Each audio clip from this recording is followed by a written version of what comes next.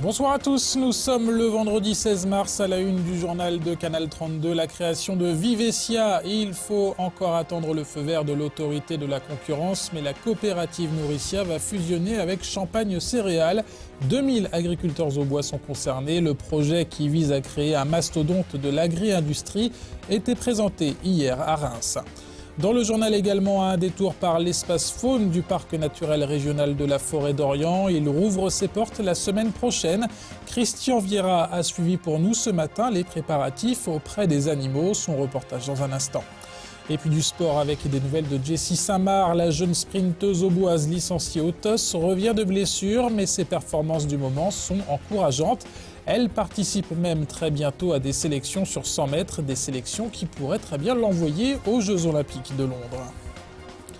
Mais on commence donc ce journal par cette fusion et la création d'une nouvelle coopérative. La bien connue Nourricia dans le département s'associe à Champagne Céréales pour devenir Vivessia. La nouvelle structure va regrouper 10 000 agriculteurs dans la région avec des ambitions de rentabilité, d'innovation et de développement à l'international. Vivessia, qui signifie « je prends la vie » en latin, a été présenté en grande pompe hier au centre des congrès de Reims. Le reportage.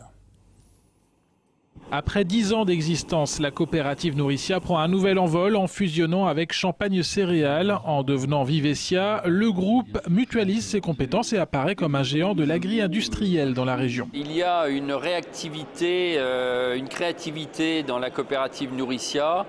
Il y a une solidité, une organisation industrielle très forte dans Champagne Céréales. Les semaines que nous vivons là, pratiquement fusionnées, m'incite à penser que nous allons faire véritablement un superbe projet. Notre but, c'est vraiment de conserver et de développer l'agriculture familiale sur nos territoires. C'est fait pour maintenir et donner un avenir à notre agriculture régionale. Dès que l'autorité de la concurrence aura donné son feu vert, Vivessia aura sous sa coupe 10 000 agriculteurs dans la région avec 800 millions d'euros de fonds propres. Le groupe veut se faire une place à l'échelle internationale en mettant en avant sa qualité et son esprit d'innovation, notamment en ce qui concerne l'agriculture durable et les plantes à biomasse. Nous sommes sur des marchés qui sont aujourd'hui plus que français, européens, voire mondiaux, et c'est le cas notamment dans le malt.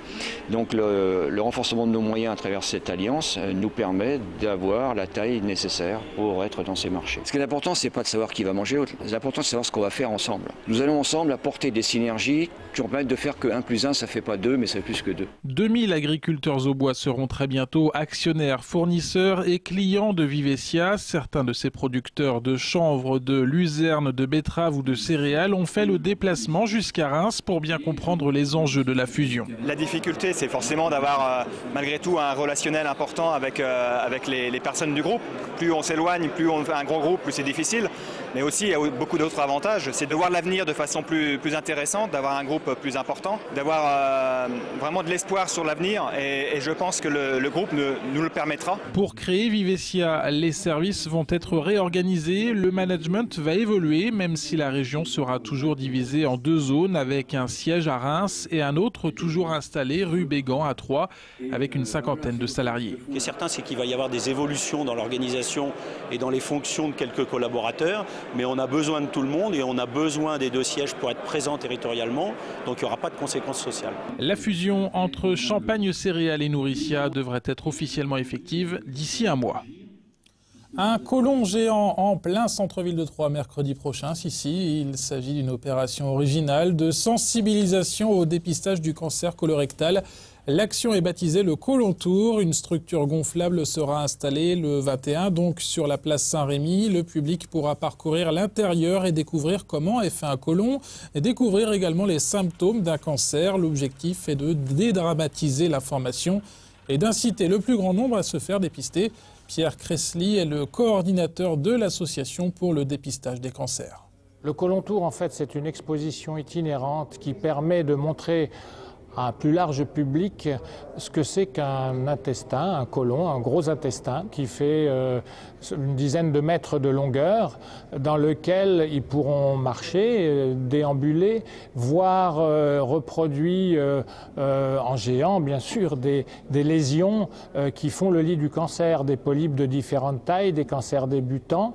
Ils auront également la possibilité, à la sortie de cette visite, de discuter avec des professionnels de santé, gastro-entérologues, qui pourront leur donner tous les renseignements utiles. Ça permet de sensibiliser les personnes au dépistage du cancer du côlon, en leur montrant que s'ils s'y prennent à temps, ils seront guéris et traités sans séquelles. Et rendez-vous donc mercredi sur la place Saint-Rémy à Troyes. Le dépistage du cancer colorectal doit se tenir tous les 2 ans chez les personnes de plus de 50 ans. Bonjour, élan, aurochs, chevreuils et chevaux tarpans. L'espace faune du parc naturel régional de la Forêt d'Orient rouvre ses portes mardi prochain, le 20 mars. Après une année 2011 plutôt décevante avec une fréquentation en baisse, le parc souhaite en 2012 relancer l'attractivité du site. Cela passe par des nouveaux aménagements. Le reportage de Christian Vieira à l'heure des préparatifs ce matin. À l'espace faune, durant l'hiver, c'est un rituel. La journée commence par la distribution de fourrage et compléments alimentaires. Je prépare les seaux pour les élans. Là, c'est juste un mélange de maïs, bouchon de luzerne. L'espace faune s'étend sur 50 hectares. Cette distribution de nourriture occupe les 2 salariés du site durant 1 heure. Tu t'en vas? Surtout qu'il y a l'autre. Ouais, allez. Si l'auroch est conciliant, ce n'est pas forcément le cas des élans, plus dangereux, nourris à l'écart des autres animaux. Ça peut l'être, il faut faire attention. Quand il y a des chaleurs, des choses comme ça, que les mâles sont un peu énervés. Et lui est encore jeune et les élans peuvent être assez agressifs. Une des vocations de l'espace faune réside dans la reconstitution d'espèces disparues depuis le Moyen-Âge, une mission réussie. Ils se reproduisent bien. 3 naissances l'année dernière, 3 naissances l'année d'avant. Les 3 derniers aurochs s'appellent donc groseille, gentiane et grisard. Mais en ce moment, l'activité consiste surtout à préparer l'ouverture du site, dont certains observatoires ont été implantés ici en 1974. Il y a des travaux actuellement sur le dernier observatoire qui vont être terminés pour l'ouverture.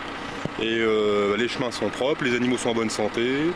Après, c'est un peu d'entretien au niveau des grillages, surveillance des clôtures, voilà, etc. Voilà.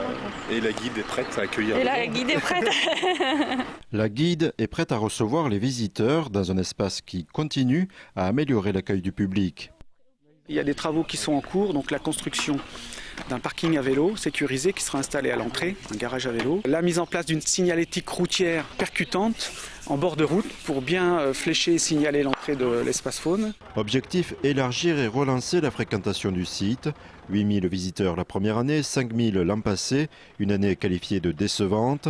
La nuit de la chouette, du brame du cerf sont reconduites avec d'autres thématiques. Les naissances des petits renardeaux, le public peut les voir derrière le grillage, c'est quand même fabuleux. Donc il y a tout cet aspect jeunes animaux, naissance, la mue, la perte des bois, etc. Donc on va essayer de développer ça. L'espace faune compte surtout sur l'arrivée d'une nouvelle espèce ancestrale en fin d'année.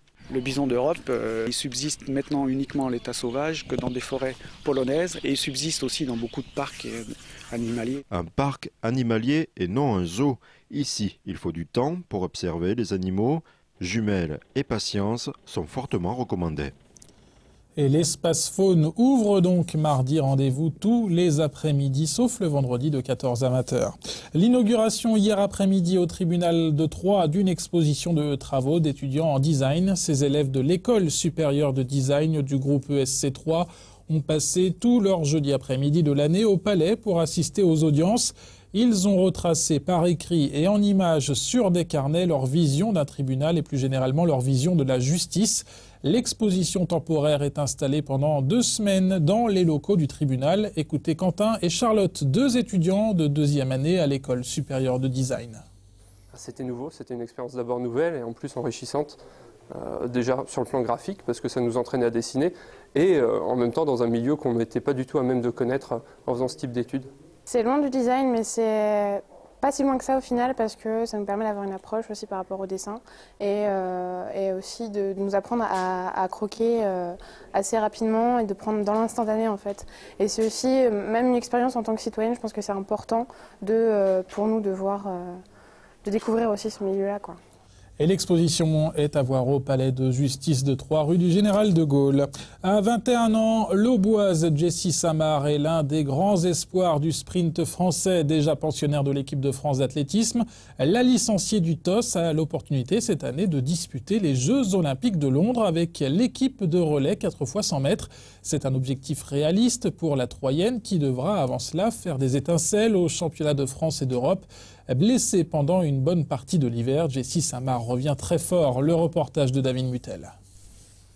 Freinée dans sa progression depuis une blessure contractée l'été dernier lors de la finale du 100 mètres au championnat d'Europe Espoir, Jessie Samar a vécu un hiver difficile qui l'a vu suivre un programme de soins adapté. Elle n'a donc pas pu disputer la moindre compétition en salle. J'avais encore les championnats du monde universitaires en août et un peu frustrée. Par contre cet hiver, c'est vrai que je voulais recourir un peu voir si j'avais progressé ou pas. Et c'est embêtant, mais je me prépare bien pour cet été. J'espère que tout se passera bien. La sprinteuse auboise compte bien se rattraper sur la saison estivale avec, dès le 15 mars, un stage à Nice pour l'équipe de France de relais dont elle fait partie. Un rassemblement en vue des Jeux Olympiques de Londres. Je fais partie des 10 filles pour le relais 4 x 100. En fait, on se regroupe une fois par mois à l'INSEP. Là, prochainement, ça sera à Nice le 17 et 18 mars. Et on s'entraîne pour le relais. Au final, après, ils prennent 6 filles sur les 10. Jessie Samar est très motivée par tous ces défis. Il faut dire qu'elle est encouragée par la bonne santé du sprint français incarné par la réussite de Christophe Lemaître, jeune tout comme elle. Maintenant, de plus en plus de jeunes athlètes percent rapidement dans ce sport-là. Donc oui, jeune par rapport à avant, oui, on perçait vers 27, 28 ans. Maintenant, quand on voit des Christophe Lemaître ou des Jimmy Vico qui à 18 ans sont déjà au top, ça donne envie d'être à ce niveau-là aussi. Les Jeux Olympiques, un objectif pas si fou que cela au vu des possibilités de la jeune athlète du TOS. Avec ses 11,49 obtenus très récemment sur 100 mètres, elle va disputer les championnats de France à Angers le 15 juin prochain avec dans l'optique de descendre sous les 11,30 pour courir les championnats d'Europe dans la foulée et puis ensuite, pourquoi pas, les Jeux Olympiques. Voilà, c'est la fin de ce journal. Tout de suite, la météo de Sandra Durupt. C'est Mathieu Mercier que vous retrouverez à la présentation du JT lundi. Au sommaire notamment le bilan des foires de mars 2012. Très belle soirée, à très bientôt sur Canal 32.